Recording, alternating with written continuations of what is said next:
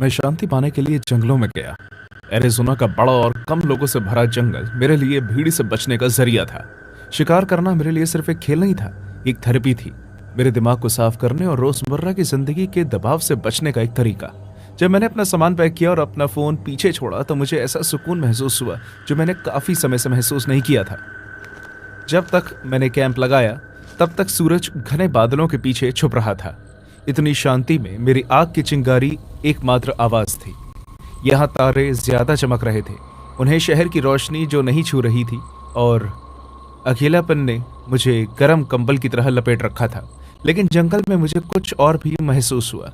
उस पहली रात मैंने फुसफुसाहटों का सपना देखा, हल्की, ठीक से सुनाई न देने वाली, जैसे पानी के माध्यम से बोली जा रही हो। मैं पसीने से लथपथ होकर कई बार उठा, लेकिन कुछ नहीं दिखा। अगली सुबह इस बात को नजरअंदाज करते हुए मैं जंगल में और अंदर गया। एक शिकारी के जीवन में डर की कोई जगह नहीं होती। घंटों बीत जाने के बाद मैंने उसे देखा, एक घिसा पिटा, धूल से सना जूता, आधा मिट्टी में दबा हुआ। पहले तो मुझे लगा कि यह सिर्फ कचरा है, फिर मेरी नजर हड्डी पर पड़ी।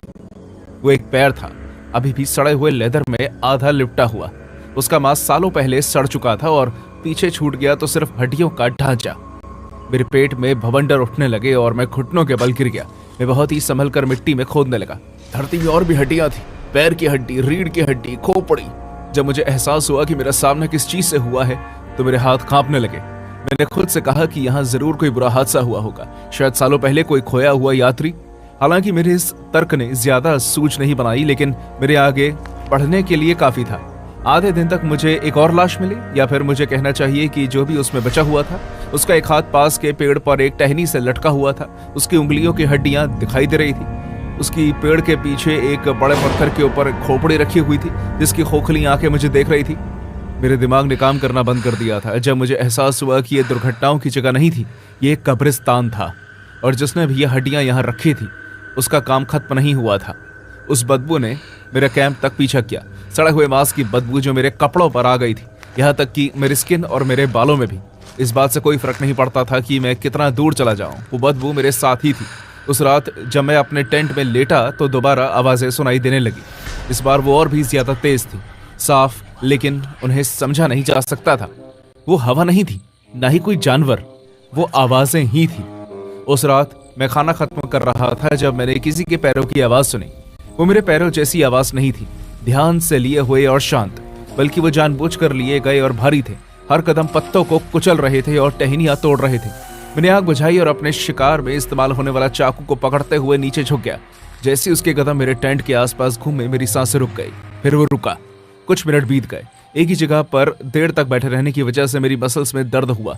फिर मैंने हलचल देखी। पेड़ों के बीच एक परछाई फड़फड़ा रही थी। एक आदमी दो बड़े काले कचरे के थैलों को घसीट कर आगे बढ़ने लगा। उसने एक हुडी पहनी हुई थी जिससे उसका चेहरा ढका हुआ था। उन थैलों से कुछ गीला और काला रिस रहा था और हवा एक बार फिर उस सड़ी हुई बदबू से भर गई। मैं डर के मारे जम गया और उसे देखता रहा। उसने खोदना शुरू किया। उसकी मूवमेंट एक समान थी, जैसे उसने पहले भी ये 100 बार किया हो और उसे ऐसे करने की काफी प्रैक्टिस हो।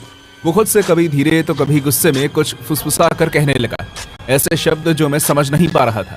जब उसने पहला थैला खोला तो उसमें से मानव बांस की पीली चमक बाहर निकली। मैं अपनी नजरें नहीं हटा पाया। फिर मैंने एक टहनी पर अपना पैर रखा। उस आदमी का सर अचानक से उठा और उसका बुदबुदाना बंद हो गया। वो धीरे से मुड़ा। उसका चेहरा अभी भी हुडी में छिपा हुआ था। कौन है वहां? उसकी आवाज तीखी, कर्कश और गुस्से से भरी थी। मेरा शरीर डर से जम गया। फिर उसने एक फावड़ा उठाया और गुस्से से मेरी तरफ बढ़ने लगा। मैं वहां से भागा। बहुत बहुत तेज मैं वहां से भागने लगा। मुझे ऐसा लग रहा था जैसे वो जंगल मुझे अपने अंदर खींच रहा है। पेड़ों की शाखाएं मेरे चेहरे और हाथ को काट रही थी। उसकी आवाज मेरे पीछे गूंज रही थी। मैंने जितना सोचा था वो मुझसे कई ज्यादा करीब था। मैं मिट्टी पर पड़ रही जूतों की आवाज से अंदाजा लगा सकता था कि वो मेरे पीछे भाग रहा था और फावड़े की मदद से टहनियों को अपने रास्ते से हटा रहा था। मेरे फेफड़े जलने लगे और मेरे पैर और नहीं भाग सकते थे, लेकिन मैं रुका नहीं। मैंने एक बार हिम्मत करके पीछे मुड़कर देखा। वो मेरे बहुत पास आ चुका था। मैं लड़खड़ा कर गिर गया जमीन पर। जोर से टक्कर खाने से मेरी सांस उखड़ गई और मैं उठने के लिए छटपटाने लगा। वो लगभग मेरे ऊपर था। उसने मुझ पर वार करने के लिए फावड़ा हवा में उठा लिया था, लेकिन तभी एक आवाज हवा में गूंज उठी। दूर से हाईवे पर ट्रक की हॉर्न की आवाज। बस इतना ही काफी था। वो हैरान रह गया। उसका सर शोर की तरफ मुड़ा। उस वक्त मैं अपने पैरों पर खड़ा हुआ और भागने लगा। मैं तब तक नहीं रुका जब तक अपने ट्रक के पास नहीं पहुंचा। चाबी ढूंढने के लिए खून से सने मेरे हाथ कांपने लगे और मैंने बहुत ही मुश्किल से इंजन ऑन किया। इंजन चालू हुआ और मैं गीली मिट्टी उड़ाते हुए टायर को घसीट कर वहां से निकल गया। मैंने पीछे मुड़कर नहीं देखा। जब मैं पुलिस स्टेशन पहुंचा मैंने उन्हें सब कुछ बताया। उन्होंने मुझसे कोई सवाल नहीं किया।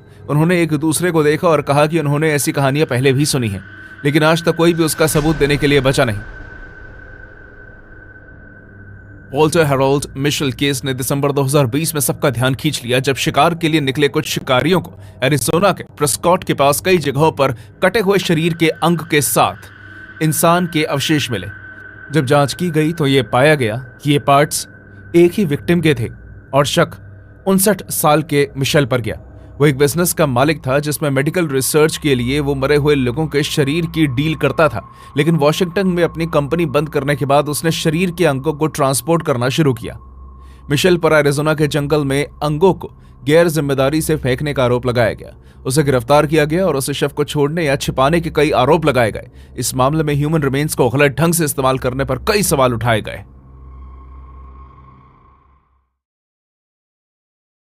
हेलो, मेरा नाम सूसन कुनहाउसन है। मैं 51 साल की थी जब यह हुआ।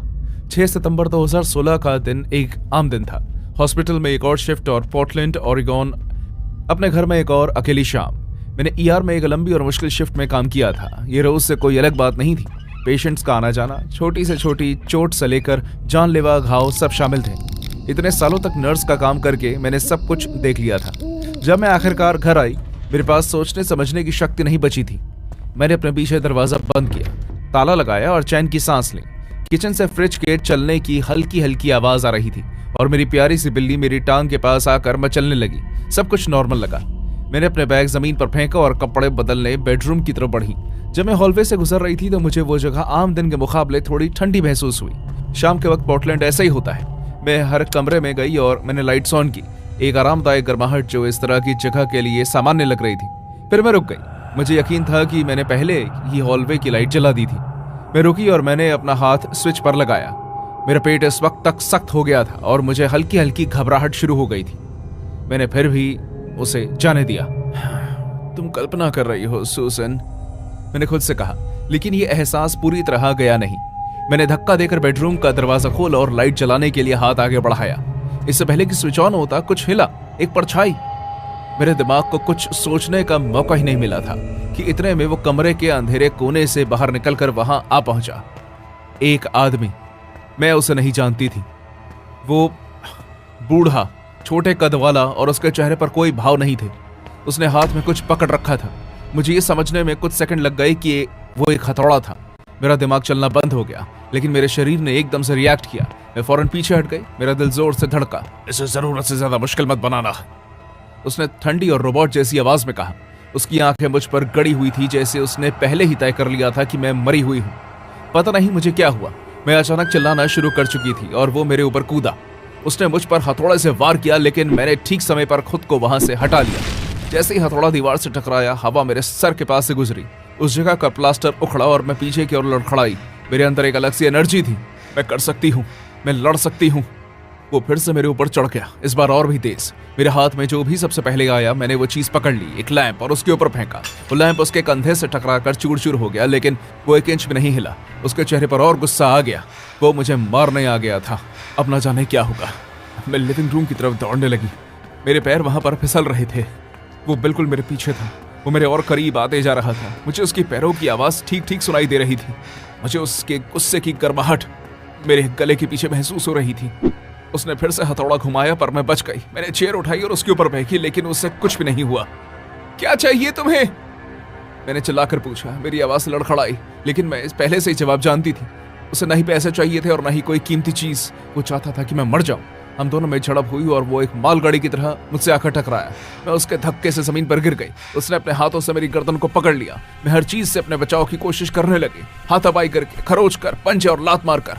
सालों से नर्सिंग का काम करते करते मैं मजबूत हो गई थी और मैंने जिंदा रहने के लिए अपना पूरा जोर लगा दिया। मैंने हथौड़ा पकड़ लिया। मैंने उसे उसकी मुट्ठी से छीन लिया।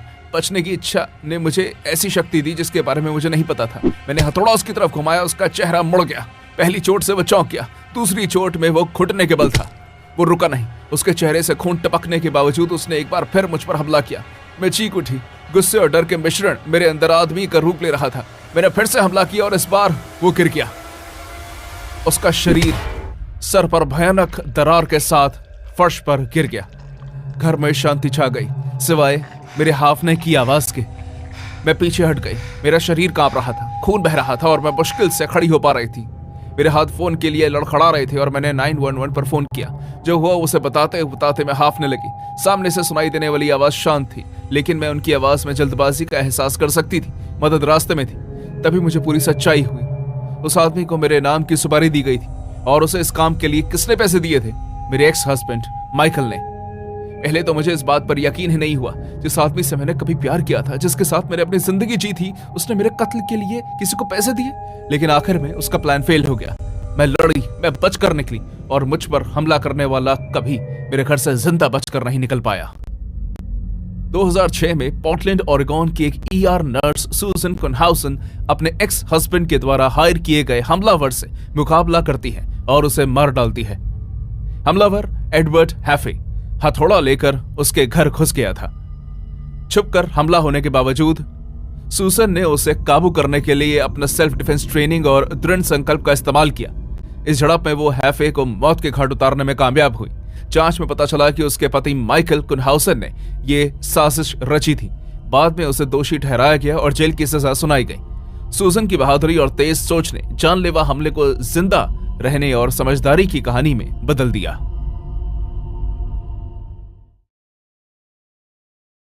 मैंने कभी सपने में भी नहीं सोचा था कि मैं अपने भाई को इतनी जल्दी खो दूंगा। केनेडी हमारे परिवार की खुशी था, जो हमें एक साथ जोड़कर रखता था। ये सब एक शाम को शुरू हुआ जब केनेडी अपना गला पकड़े हुए नीचे आया। ऐसा लग रहा है जैसे अंदर कुछ फंसा हुआ है, उसने खराश भरी आवाज में कहा। उसका चेहरा पीला पड़ गया था और उसके माथे पर पसीना था। मॉम, जो हमेशा चिंता में ही रहती थी, उन्होंने उसे नमक के पानी से गरारे करने और आराम करने की सलाह दी। अगले कुछ दिनों में चीजें बदलने लगी। पहले तो इतना पता नहीं चला, उसके जोक मारना बंद कर दिया। आमतौर पर उसका मजाकिया बर्ताव खामोशी में बदल गया। वो घंटों अकेले अपने कमरे में बिताने लगा, यहाँ तक कि खाने का वक्त भी बाहर आने से मना करने लगा। जब मॉम ने उसे देखने के लिए दरवाजा खटखटाया तो उसने चढ़कर जवाब दिया, मैं ठीक हूँ। फिर एक रात मैंने उसे फुसफुसाते हुए देखा। मैं पानी लेने किचन की तरफ जा रहा था जब मैंने केनेडी के कमरे से आवाजें आती हुई सुनी। दरवाजा आधा खुला हुआ था और मुझे अंदर झांकने में झिझक नहीं हुई। केनेडी वहां खड़ा हुआ था और सीलिंग की तरफ देख रहा था। अचानक उसने मुझे गुस्से से लाल हुई आंखों से देखा। तुम्हें यहां नहीं होना चाहिए, उसने कहा। उसकी आवाज में गूंज थी। वो देख रहा है। अब बस भी करो यार, मुझे आधी रात को डराओ मत, मैंने उसे चिढ़ते हुए कहा। लेकिन उसने कोई जवाब नहीं दिया। उसने एक बार भी आंख झपका कर नहीं देखा, बल्कि वो वापस सीलिंग की तरफ घूरने लगा। बाकी के दिन पूरी तरह से भरे हुए थे। केनेडी ना तो खा रहा था और ना ही सो रहा था और उसका बर्ताव अजीब होता जा रहा था। एक सुबह नीचे से आती हुई धमकियों की आवाज सुनकर मैं चौंक कर उठ गया। मैं भागते हुए किचन में गया और मैंने देखा कि केनेडी ने किसी जानवर की तरह डैड पर अपने दांतों से हमला कर दिया था। डैड के हाथ पर कटने का निशान था। निकल जाओ मेरे दिमाग से।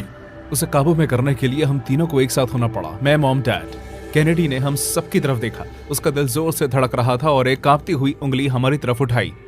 तुम सब मेरे खिलाफ हो, उसने थूका, लेकिन तुम्हें मैं सबसे पहले मारूंगा। उस शाम मैं केनेडी के कमरे में गया। मैं उससे बात करना चाहता था। मुझे लगा कि ऐसा करने से उसे बेहतर महसूस होगा। वो खिड़की पर खड़ा था और बाहर जंगल की तरफ देख रहा था। क्या तुम देख रहे हो जॉन? उसने बिना पीछे मुड़े कहा। वो सांप, वो तुम्हारी तरफ भी देख रहा है। मेरे पेट में गांठ जैसी बंध गई। केनेडी, वहां कोई सांप नहीं है। तुम ठीक नहीं हो।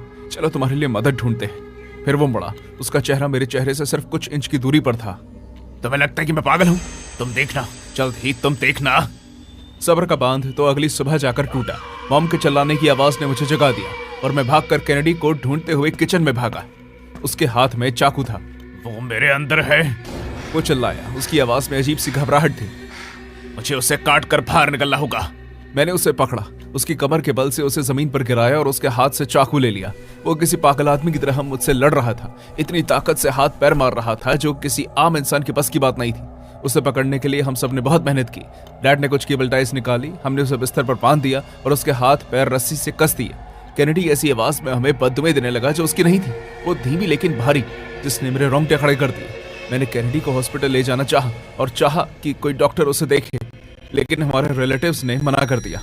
उन सब ने मॉम डैड से कहा कि कैनेडी पर किसी प्रेत आत्मा का साया है और इसके लिए हमें जल्द से जल्द किसी प्रीस्ट को बुलाना चाहिए। जब प्रीस्ट आए और उन्होंने होली वाटर छिड़का तो कैनेडी जोर से हंसने लगा जो उसकी नहीं थी। वो गहरी, मर्दाना और नकल करने जैसी थी।